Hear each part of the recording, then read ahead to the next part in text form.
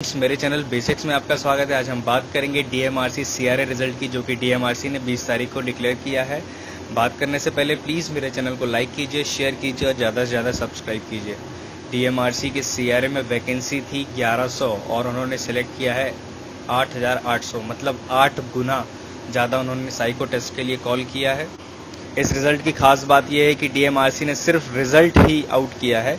Candidates का documentation और psycho test कब होगा ये डेट उन्होंने अभी डिक्लेयर नहीं की है। उसके लिए आपको डीएमआरसी साइट पे कंटिन्यू या कॉन्स्टेंटली वॉच करना पड़ेगा और मेरा मानना है डीएमआरसी जल्द ही डेट्स को डिक्लेयर करेगी। तब तक कैंडिडेट्स आप वेट कर सकते हैं, लेकिन अकेले वेट ना कीजिए, आप उसके साथ अपने साइको टेस्ट की प्रैक्टिस कीजिए और जितना हो सके उतना प्रिपेयर कीजिए। आइए हम देखते हैं साइको टेस्ट के लिए डीएमआरसी ने क्या इंस्ट्रक्शंस दिए हैं।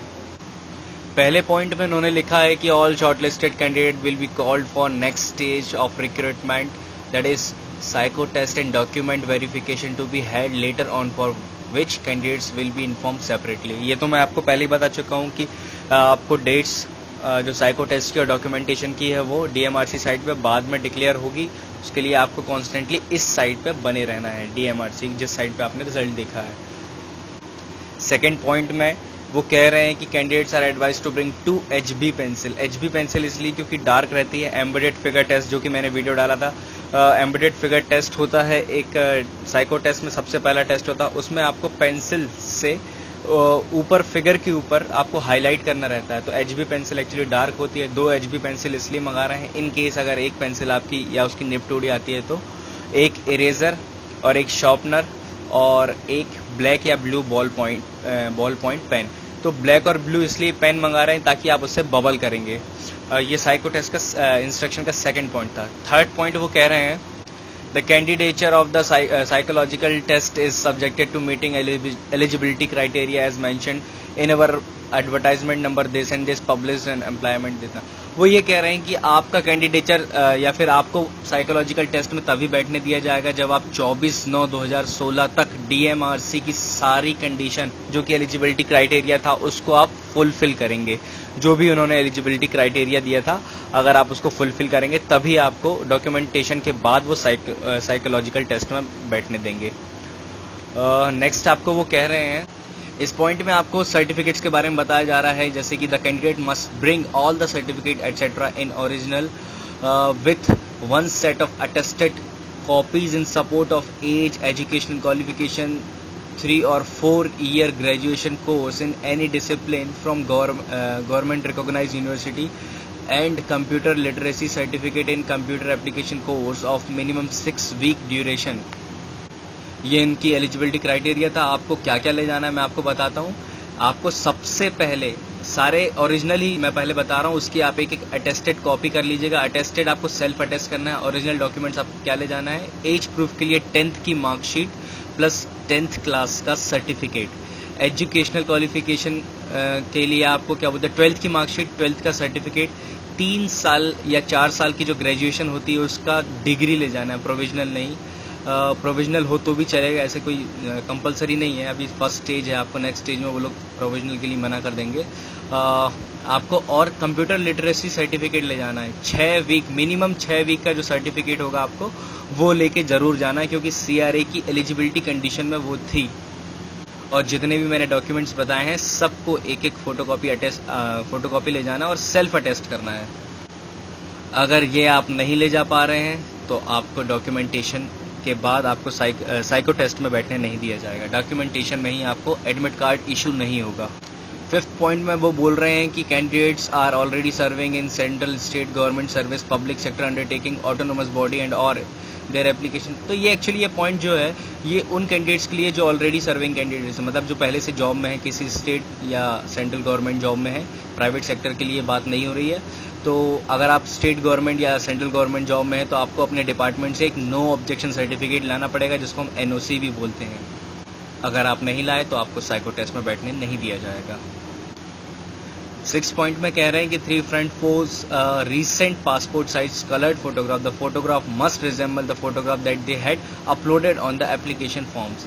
यहाँ पे एक चीज़ क्लियर कर दूं कि कुछ कैंडिडेट्स ने अपनी फ़ोटोज़ ज़रूर डाली होंगी फॉर्म भरते समय, वो फ़ोटोज़ उनके पास नहीं होंगी, तो चिंता की बात नहीं है, यहाँ पे वो फ़ोटो नहीं लाना है। आपको 3 फ्रंट पोज रीसेंट फ़ोटोग्राफ लाना है और आपका चेहरा और जो आपने अपलोड किया है फ़ोटो उससे मिलना चाहिए, बस ये वाली बात है। एक्चुअली 3 फ़ोटो की ज़रूरत तो नहीं पड़ती, 1 फ़ोटो की ज़रूरत पड़ती है ताकि वो एडमिट कार्ड पे पेस्ट कर सकें, लेकिन आप 3 ही ले जाइएगा, उन्होंने बोला है। तो नया एडमिट कार्ड इश्यू होगा फॉर द साइकोलॉजिकल टेस्ट। जब आप डॉक्यूमेंटेशन कराएंगे तभी वो लोग एक नया एडमिट कार्ड बना देते हैं, तो वहाँ पे आपकी एक फ़ोटोग्राफ पेस्ट की जाएगी। अब बात हो रही है 7th पॉइंट में, अगर आप आपकी कम्युनिटी स्टेटस की, मतलब कि आप किस कैटेगरी के अंदर आते हैं। जनरल कैटेगरी के लिए ये पॉइंट बिल्कुल भी लाई नहीं करता है। SC ST कैटेगरी के लिए है तो आप अपना सर्टिफिकेट ले जाइए, बस सर्टिफिकेट से काम हो जाएगा। OBC कैटेगरी के लिए आपको करना क्या होगा कि आपका अगर सर्टिफिकेट पुराना है और उसमें आपको क्या बोलते हैं, ये लोग एक फाइल अटैच करके देंगे, उस अटैचमेंट को आपको अपने शहर के ऑफिसर के पास ले जाना है, मजिस्ट्रेट के पास ले जाना है, जो भी आपके OBC सर्टिफिकेट के बारे में देखते हैं, और वहाँ पे आपका अपना ओरिजिनल सर्टिफिकेट ले जाके आपको उसमें साइन करवाना है। वो आपको अप्रूव होगा कि आप नॉन क्रीमी लेयर में आते हैं। तो OBC का नॉन क्रीमी लेयर स्टेटस 1 साल पुराना नहीं होना चाहिए, बस उन्होंने ये बोला है। और अगर आप नहीं, आप करवा लीजिए क्योंकि अभी बहुत समय है, साइको टेस्ट का तो डेट भी नहीं आई है। 8वें पॉइंट में कहा जा रहा है कि the call for psycho test may not be treated as offer of appointment. कुछ लोग समझ लेते हैं कि यार हमारा हो गया तो मतलब बस अब हमको जॉब मिल गई, तो उनका कहना है कि आपको सिर्फ साइको टेस्ट के लिए कॉल किया गया है, इसको आप अपनी अपॉइंटमेंट ना समझें। 9वें पॉइंट में बहुत ही अच्छी बात कही गई है, इसमें आपको ट्रैवलिंग अलाउंस दिया जाएगा। अगर आप 50 किलोमीटर दूर से आ रहे हैं तो आप रेल या बस का टिकट दिखाइए और अपना पैसा लेके जाइए। आपको 2nd क्लास स्लीपर क्लास जो रहती है उसका फेयर मिलेगा। टू एंड फ्रो मतलब आने और जाने दोनों का किराया देंगे वो।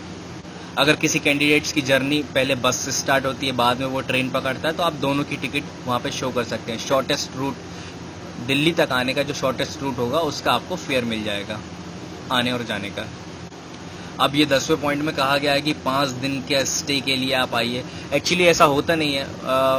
होता क्या है कि कुछ कैंडिडेट्स का जो साइको टेस्ट है वो हो नहीं पाता है, पूरा नहीं हो पाता है, तो कुछ को वो लोग नेक्स्ट डे कॉल कर लेते हैं। तो 5 दिन तो नहीं लगता, लेकिन हो सकता है किसी का एक दिन शिफ्ट हो जाए। तो मेरी ख्याल से आप 3 दिन एटलीस्ट का तो अपना शेड्यूल बना के आइएगा। जैसे आपने रिजर्वेशन कराया तो आप 3 दिन का आइएगा, मान के चलिए आपका 2 दिन में ही कंप्लीट हो जाता, तो 1 दिन आप दिल्ली घूमिएगा, तो वो ज़्यादा बेटर है।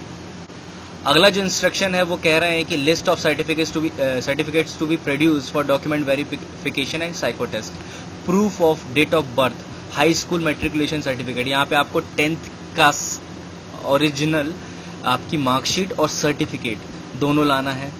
Proof of having passed requisite qualification with provisional और original degree, computer literacy certificate by the time of psycho test. जो मैंने पहले बताया कि आपको इसमें इन्होंने लिख दिया है इस बार कि प्रोविजनल भी ला सकते हैं, तो आप प्रोविजनल भी ला सकते हैं, अपनी डिग्री या डिप्लोमा जो भी है आपके पास। ग्रेजुएशन का, डिप्लोमा तो नहीं, शायद ग्रेजुएशन का मांगा है, और 3 साल का या 4 साल का। और आपको मैं बता दूं कि आप 10th क्लास का सर्टिफिकेट, 10th क्लास की मार्कशीट, 12th क्लास का सर्टिफिकेट, 12th क्लास की मार्कशीट और अपनी डिग्री, प्रोविजनल डिग्री कुछ भी हो सकती है, कंप्यूटर लिटरेसी सर्टिफिकेट ये, और OBC अगर स्टेटस है या ST SC स्टेटस है, ST SC का सर्टिफिकेट, OBC का सर्टिफिकेट, और अगर आप OBC से बिलोंग करते हैं तो क्रीमी लेयर स्टेटस आपका जरूर मेंशन होना चाहिए, जो कि आपके वो अटैच्ड फॉर्मेट में होगा। इतना आपको एक अटेस्टेड कॉपीज इसकी लाना है, और इसके बाद आप वहाँ पे डॉक्यूमेंटेशन कराएंगे और आपको नेक्स्ट डे के लिए एक एडमिट कार्ड इश्यू हो जाएगा। तीसरा पॉइंट वही है OBC का नॉन क्रीमी लेयर स्टेटस, जो मैंने आपको बता दिया है। चौथा यही है कि 3 आपको कलर फोटोग्राफ लाना है, फ्रंट पोज वो काहे के लिए लाना वो भी बता दिया मैंने कि नेक्स्ट डे जो आपका एडमिट कार्ड इशू होगा उसमें आपको वो अटेस्ट या पेस्ट की जाएगी।